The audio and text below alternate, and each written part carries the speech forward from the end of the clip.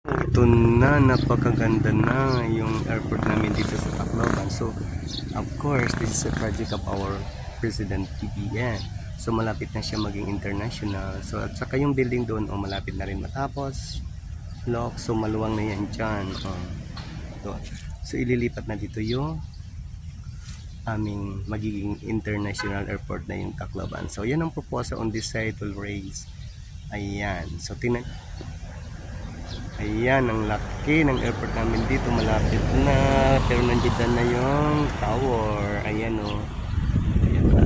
Pero yung original dito, ayan, ganyan ng kaliit. Kasi dumaan yung Yolanda dito, kaya, pero naging remodel siya, naging okay naman siya ngayon. So ayan, ito yung aming domestic terminal sa ngayon, pero maybe hopefully soon, next year, okay na siya. Yan ang airport namin dito.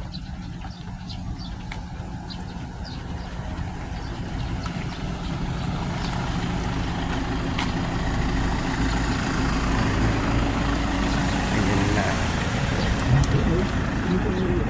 Ito sasakyan ko. Ayan. Tapos, ayan ang airport ng Tacloban City Airport. Ang ganda, diba? Oh. Oo, malapit na. Ayan, iyon ang maasahan. Ito ilinipat yung airport dito sa amin sa Tacloban dahil dito malapit lang siya sa dagat. Na-destroyed yan dahil sa bagyong Yolanda. Pero ngayon nandito na siya. Ayan, ang laki ng airport. Oh, magiging international na. Ayan, oh. Very soon, malapit daw ang luwang na. Oh. Magiging tourist destination na ang Region 8. Ito po ang proyekto ng ating mahal na Pangulo BBM. Ayan. Tingnan nyo yan.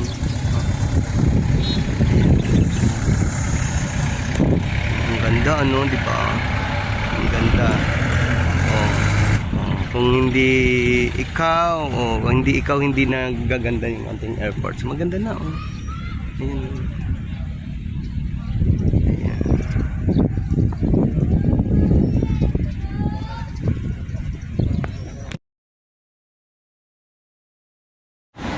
Wala lang, nag-window shopping na kasi minsan lang talaga ako makarating dito. So, ayun. Kasama ko yung Why don't we call when we get back to the hotel, we'll call and talk. Okay? Alright. We'll talk to you soon. Yes, yes. Sige na, be. Bye-bye. 2024, so nandito ako yun sa mall. So tingin-tingin ako dito ng mga sausage. Ayan, ang dami nilang sausage dito. Chicken frank, hot dog. Ayan. So yan, dami dito mga hot dogs. All city cashiers to check out dollars, please. All city cashiers to check out dollars, please.